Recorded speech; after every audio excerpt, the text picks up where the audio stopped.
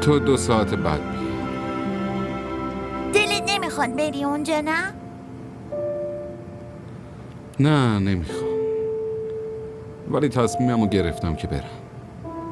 شما 2 خوشحال میشید دیگه، برای همین.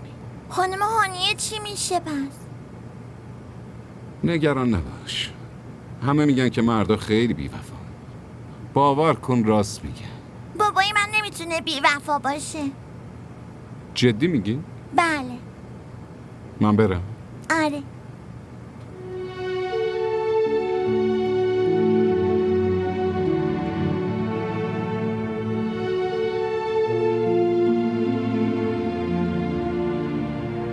وایسا بابا.